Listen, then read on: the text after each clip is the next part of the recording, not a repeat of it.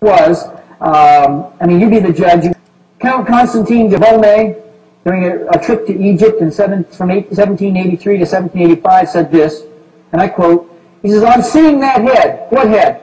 The Sphinx of Giza.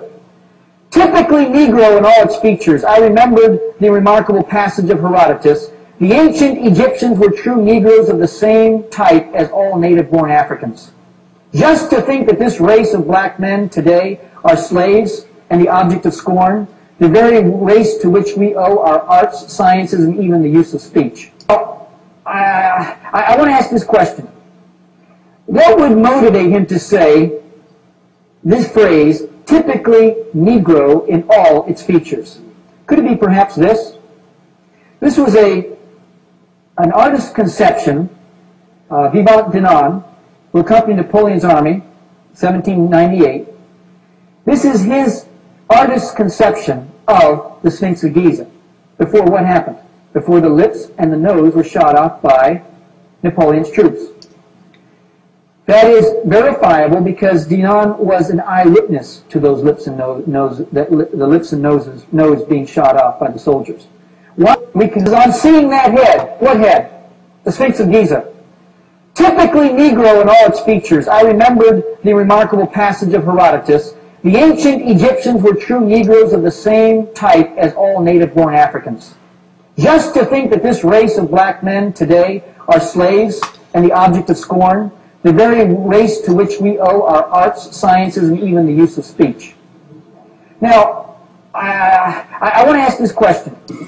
Now, if I were to tell you that blacks, for as many centuries as whites have been superior, if you want, in the Western world, that for just as many centuries blacks were superior, you'd probably find that hard to believe.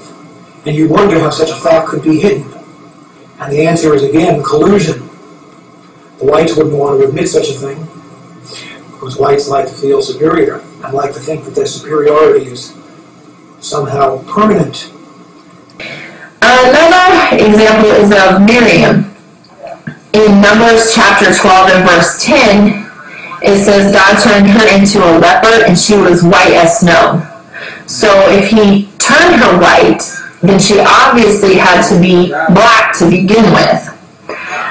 In Amos 9 and verse 7, God is speaking to the children of Israel, and he says, "Are you not as the Ethiopians unto me?" Now, some versions are going to say Cushite, which if you don't look that up, it's not really going to mean much to you. But if you look up the word Cushite, it's going to say Ethiopian. Now, we all know Ethiopians are very, very dark-skinned people. And God was comparing his people, the children of Israel, to them. A couple of other scriptures are Lamentations 5 and verse 10 and Job 30:30. Those also refer to the skin color of the Israelites as being black.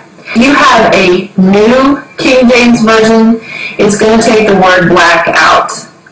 You need to go into an older King James Version, and it will have the proper words in there. Now you have to ask yourself, first of all, why do we need a new version of the Bible? What was wrong with the old one?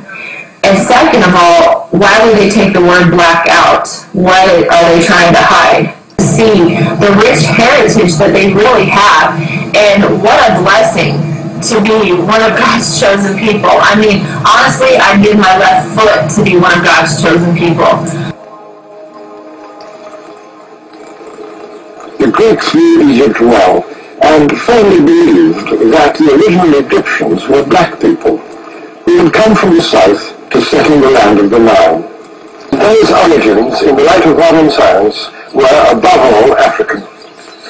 No matter what ideas or customs the pharaohs may have found in the ocean lands they conquered, Egypt's beginnings were in the south, in this inner Africa which the ancient Egyptians called the land of the gods, of the African gods whom they revered as their guardian spirits.